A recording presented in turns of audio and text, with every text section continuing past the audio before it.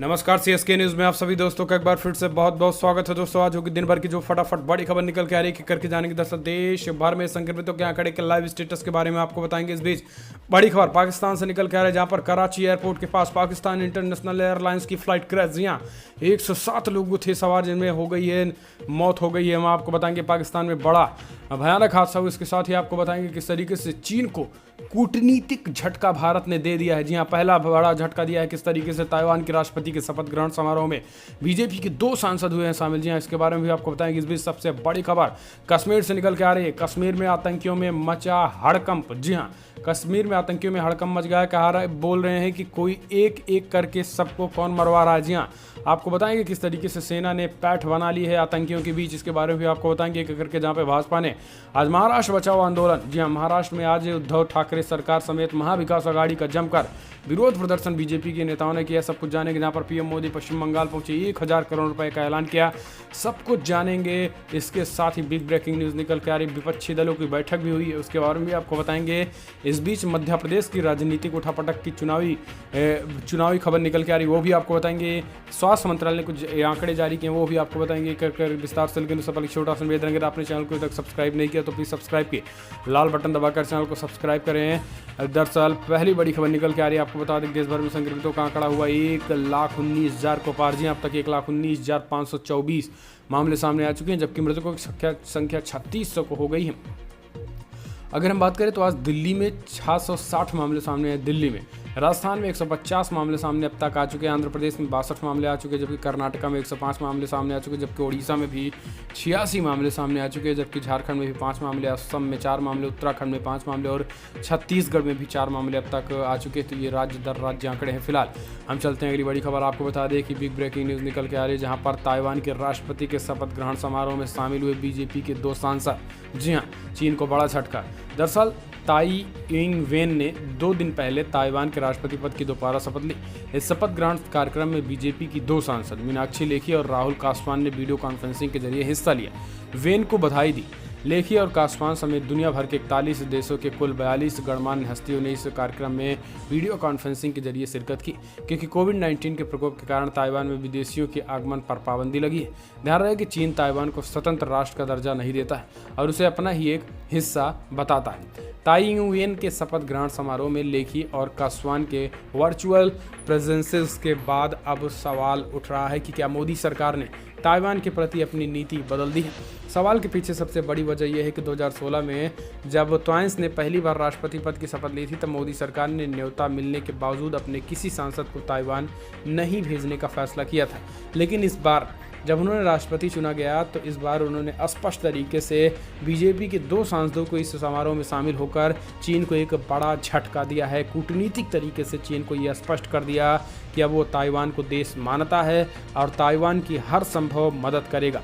फिलहाल चलते हैं अगली बड़ी खबर लेते हैं। आपको बता दें कि कराची एयरपोर्ट के पास पाकिस्तान इंटरनेशनल एयरलाइंस की फ्लाइट क्रैश, 107 लोगों की मौत। जी हाँ, आपको बता दें कि कराची से लाहौर जा रहे पाकिस्तान इंटरनेशनल एयरलाइंस की एक फ़्लाइट क्रैश कर गई है। यह फ़्लाइट शुक्रवार को जिन्ना इंटरनेशनल एयरपोर्ट पर दुर्घटना का शिकार हो गई। पाकिस्तान के सिविल एविएशन अथॉरिटी ने यह जानकारी दी है। पाकिस्तान के जियो न्यूज़ के मुताबिक जिन्ना इंटरनेशनल एयरपोर्ट पर लैंडिंग के वक्त फ़्लाइट क्रैश कर गई। फ्लाइट में 107 यात्री सवार थे। एक प्रत्यक्षदर्शियों के मुताबिक प्लेन के क्रैश होने के बाद धुएं का गुब्बार उठने लगा। डॉन न्यूज़ टीवी के मुताबिक पीआईए के प्रवक्ता अब्दुल सत्तार ने दुर्घटना की पुष्टि की और कहा है कि उड़ान A302-107 यानी 107 यात्रियों को लेकर लाहौर से कराची जा रही थी, जो एक क्रैश हो गया। तो ये अपने आप में एक बड़ी खबर पाकिस्तान के लिए है। पाकिस्तान में 107 लोगों की मौत और वहाँ के आसपास के लोगों को भी, जो निवासी थे, उनकी भी बड़े पैमाने पर मौत हुई है। फिलहाल चलते हैं अगली बड़ी खबर। हालांकि खबर दुखद है, लेकिन हम चलते हैं अगली बड़ी खबर, जहाँ पर बिग ब्रेकिंग न्यूज़ निकल के आ रही है। आतंकियों में मचा अफरा तफरी, कोई है जो एक एक करके सबको मरवा रहा है। जी ऑडियो वायरल। पहले नावेद बाबू को पकड़ा गया, फिर रियाज को मार गिराया गया और अब जुनैद सरयोई को मारा गया। आतंकी कहता है कि पिछले कुछ समय से आतंकी संगठन एक दूसरे के खिलाफ कोई न कोई ऑडियो टेप जारी कर रहे हैं। क्या रियाज के बाद झगड़ा कुर्सी का बढ़ गया है। जी हाँ, इससे पहले बेगूपुरा एनकाउंटर में रियाज नाइकू के मारे जाने के बाद भी एक ऑडियो वायरल हुआ। सुरक्षा बलों के बढ़ते शिकंजे से बौखलाए आतंकी संगठन एक दूसरे पर आरोप लगा रहे हैं, खुद को असली और दूसरे को फर्जी बता रहे हैं। इसका उदाहरण सोशल मीडिया पर वायरल हो रहा है एक वीडियो। जी हाँ, पिछले कुछ समय से सोशल मीडिया पर एक ऑडियो वायरल चर्चा का विषय बना हुआ है। इसमें आतंकी संगठन एक दूसरे को एजेंट कहते हुए सुने जा रहे हैं। टीआरएफ के नाम से बने एक नए आतंकी संगठन का दहशतगर्द कहता है कि हिजबुल आतंकी निर्दोष लोगों की हत्या करते हैं और इसके साथ ही इनमें कई तरह के आतंकी आपस में भी भिड़ते दिखाई दे रहे हैं। कोई कह रहा है कि कोई इस सेना से, इंडियन आर्मी से कोई बड़े पैमाने पर मिला है, वो सारे लोगों की जानकारियां दे रहा है और एक एक को मरवा रहा है। इस तरीके से आतंकियों में हड़कंप मचा है और समझ में नहीं आ रहा है कि आखिर कौन कहां से सेना को ये सारी जानकारियां पता चल जा रही हैं। लेकिन माना जा रहा है इन सब के पीछे हाथ है तो मास्टर माइंड अजीत डोवाल का, जिन्होंने पाकिस्तान में 6 साल रह चुके हैं और कश्मीरियों में भी अपने खास करके उन जिहादियों में बड़ी पैठ बनाए हुए हैं। फिलहाल चलते हैं अगली बड़ी खबर। आपको बता दें कि भाजपा ने शुरू किया महाराष्ट्र बचाओ आंदोलन। फडणवीस सहित कई नेताओं ने किया प्रदर्शन। जी हाँ, महाराष्ट्र में कोरोना संक्रमण बढ़ने के साथ ही जबरदस्त तरीके से उद्धव सरकार फेल हुई। उद्धव ठाकरे सरकार कोरोना के नियंत्रित करने में असफल रहने के आरोप लगाते हुए भाजपा ने शुक्रवार को महाराष्ट्र बचाओ आंदोलन की शुरुआत की है, जिनमें राज्य के पूर्व मुख्यमंत्री देवेंद्र फडणवीस और पार्टी के अन्य नेताओं ने राज्य भाजपा कार्यालय के बाहर प्रदर्शन किया। उन्होंने राज्य सरकार के किसानों, मजदूरों और असंगठित क्षेत्रों के कर्मचारियों के लिए 50,000 करोड़ रुपए के पैकेज की घोषणा करने की मांग की है। पूर्व मुख्यमंत्री और विपक्ष के नेता देवेंद्र फडणवीस ने बताया है कि पार्टी के नेता और कार्यकर्ता पूरे राज्य में मंत्रियों के आवास के बाहर तख्तियां लगाकर विरोध प्रदर्शन करेंगे। इसके साथ ही लोग घरों की छतों पर अपने आंगन में भी 2 गज दूरी बनाते हुए काले कपड़े पहनकर काली पट्टी बांध के बड़े पैमाने पर आज प्रदर्शन किया है।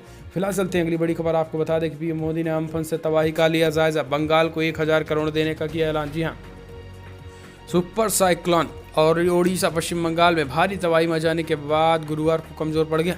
बंगाल में चक्रवात अम्फन में भारी तूफान मचाई। पिछले 283 साल में आया ये अब तक का सबसे भयानक चक्रवात था। प्रधानमंत्री नरेंद्र मोदी ने बंगाल में अम्फन प्रभावित इलाकों का दौरा करने के बाद शुरुआती तौर पर 1000 करोड़ रुपए की आर्थिक मदद का ऐलान किया है। पीएम मोदी ने कहा है कि वो इस दुख की घड़ी में पश्चिम बंगाल के साथ हैं। कोरोना संकट से निपटने के लिए देशव्यापी लॉकडाउन लागू होने के 57 दिनों के बाद प्रधानमंत्री दिल्ली से बाहर निकले। जनता कर्फ्यू से काउंट करें तो लॉकडाउन 59 दिन बाद ये इस तरीके से पीएम मोदी सार्वजनिक स्थानों पर बाहर निकले हैं, वो भी सार्वजनिक ना होकर यह केवल और केवल दौरे तक ही सीमित रहा है। तो पीएम मोदी ने 1000 करोड़ का ऐलान किया है। फिलहाल चलते हैं अगली बड़ी खबर लेते हैं, जहां पर आपको बता दें कि बिग ब्रेकिंग, संक्रमित की ऑन स्पॉट होगी पहचान, 20 मिनट में मिलेगा रिजल्ट, नया टेस्ट किट तैयार। जी हां, आपको बता दें कि वैश्विक महामारी कोरोना वायरस से निपटने के लिए लगाया लॉकडाउन जारी है, लेकिन कोरोना संक्रमण के मामले में लगातार बढ़ोतरी हो रही है। केंद्रीय स्वास्थ्य एवं परिवार कल्याण मंत्रालय की ओर से जारी आंकड़ों के मुताबिक देश भर में कोरोना संक्रमितों की संख्या 1,20,000 के लगभग करीब को पार कर चुकी है। लेकिन इस बीच कोरोना वायरस को लेकर रिसर्च हुए और अब कई जारी है। अब तक इस मामले में बात करें हम तो खास करके एक ऐसी किट तैयार करने की बात की जा रही है जिसमें 20 मिनट में नतीजे सामने आ जाएंगे।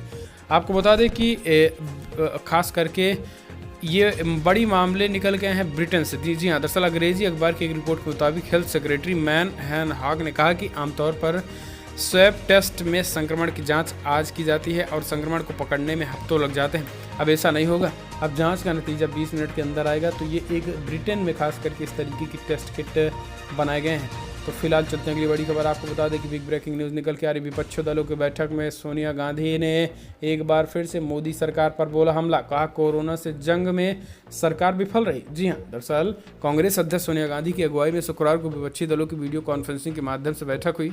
इस बैठक में कोरोना वायरस महामारी के बीच प्रवासी श्रमिकों की स्थिति और मौजूदा संकट से निपटने के लिए सरकार की ओर से उठाए गए कदमों और आर्थिक पैकेज पर मुख्य रूप से चर्चा की। बैठक में कुछ प्रदेशों में श्रम कानूनों में किए गए हालिया बदलाव को लेकर भी चर्चा हुई। बैठक की शुरुआत विपक्षी दलों के नेताओं द्वारा बंगाल और ओडिशा में चक्रवात आम्फन में पीड़ित लोगों के प्रति दुख जताकर हुई। गांधी ने कहा है कि भारत में कोरोना वायरस का पहला मामला सामने आने से पहले ही देश की अर्थव्यवस्था संकट में थी। नोटबंदी और त्रुटिपूर्ण जीएसटी इसके प्रमुख कारण थे। आर्थिक गिरावट 2017-18 में शुरू हुई 7 तिमाही तथा अर्थव्यवस्था का लगातार गिरना सामान्य नहीं। फिर भी सरकार गलत नीतियों के साथ आगे बढ़ती रही। इस तरीके की बातें न जाने क्या क्या इसमें कहा गया। फिलहाल हम चलते हैं अगली बड़ी खबर। आपको बता दें कि कश्मीरी पीड़ितों की मांग, अब कश्मीर में हिंदू तीर्थ स्थलों के संरक्षण का बिल लाए सरकार। जी हाँ, जम्मू कश्मीर में नई डोमिसाइल नीति और अनुच्छेद 370 खात्मे के बाद राज्य की स्थिति में तेजी के साथ बदलाव आ रहा है और सुधार भी हो रहा है। अब शांति दिख रही है। शांति बहाली के बाद कश्मीरी पीड़ितों भी उत्साहित हैं। अब उन्होंने कश्मीरी पंडितों का कहना है कि उपराज्यपाल से कश्मीर में हिंदू धार्मिक व तीर्थ स्थलों के संरक्षण के प्रभावी कानून बनाए जाने की मांग की है। इसके साथ ही उन्होंने कश्मीरी पंडित समुदाय के रोजगार और घाटी में उनकी वापसी के लिए कॉलोनियों का मुद्दा भी उठाया है।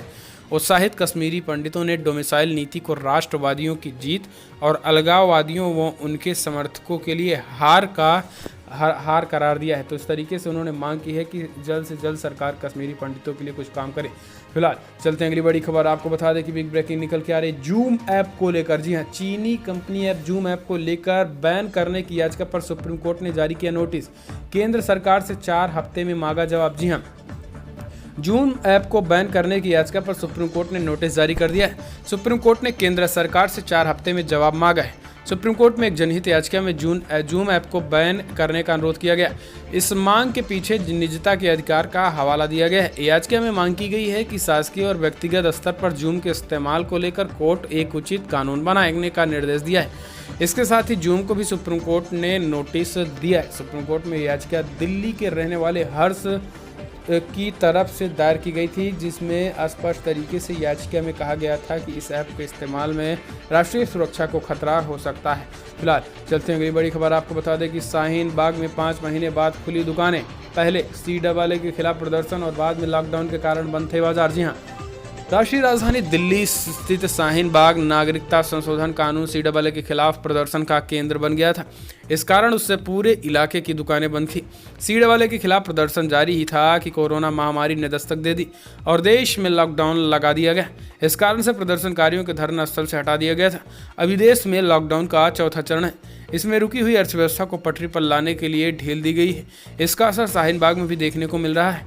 शाहीन बाग पहले ही CAA के खिलाफ प्रदर्शन और फिर लॉकडाउन के कारण लगभग 5 महीने से बंद पड़ी दुकानें खुल चुकी।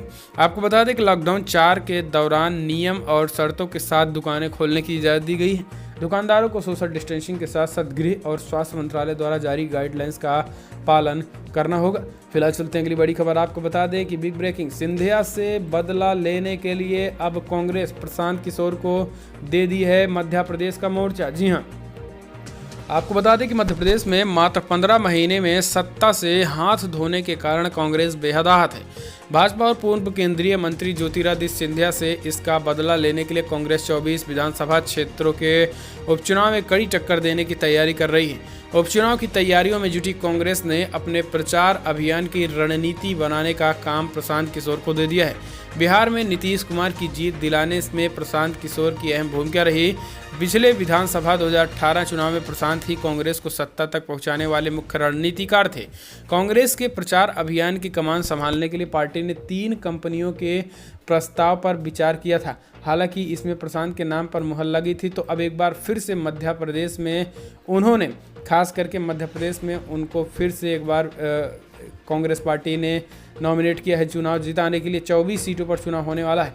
फिलहाल चलते हैं अगली बड़ी खबर। आपको बता दें कि EMI भुगतान पर 3 महीने की अतिरिक्त मोहलत, रेपो रेट में भी हुई कटौती। जी RBI ने आज बड़ा ऐलान किया। दरअसल आपको बता दें कि RBI गवर्नर शक्तिकांत दास ने बताया कि MPC की बैठक में 3 से 5 जून की होनी थी, लेकिन इससे पहले ही कर लिया गया और अब ये 20 से 22 मई के दौरान की गई। लेकिन इस बीच बड़ी खबर यह है कि EMI को लेकर लास्ट अगस्त तक आपको छूट दी गई। जी अब खास करके अगर आप होम लोन है, कार लोन है, इस तरीके की तमाम लोनों के लिए आपको ब्याज में अगस्त तक के लिए छूट दी गई। ये RBI ने बड़ा ऐलान किया। इस बीच रेपो रेट को भी घटाने का ऐलान किया गया है। रेपो रेट में 3.75% से कम होकर 3.35% कर लिया। तो कुछ एक अहम जरूरी बदलाव RBI ने किया है। फिलहाल हम चलते हैं अगली बड़ी खबर लेते हैं। दुनिया भर में जो आंकड़े निकल के आ रहे हैं करके जानेंगे दोस्तों। दुनिया भर में अब तक का आंकड़ा 51 लाख को पार कर गया। जी हाँ दोस्तों, भाई बहनों, आपको बता दें 51,06,000 कन्फर्म केसेज आ चुके, जबकि मृतकों की संख्या 3,33,000 को पार कर गई। अगर हम यूनाइटेड स्टेट की बात करें तो 16,08,000 कन्फर्म केसेज आ चुके, जबकि 95,000 लोगों की मौत हो गई है।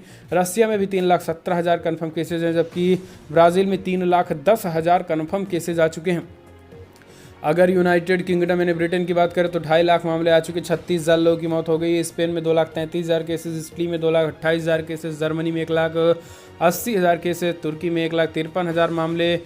इस बीच फ्रांस में 1,44,000 केसेज आए हैं। ईरान में भी 1,29,000 केसेज आ चुके। तो ये पूरी दुनिया भर का आंकड़ा फिलहाल बड़ी खबर में इतना। लेकिन अगर आपको वीडियो पसंद आए तो लाइक करें, शेयर करें, कमेंट के माध्यम से अपनी राय देना ना भूलें। फिलहाल इस वीडियो में इतना ही। जय हिंद, वंदे मातरम।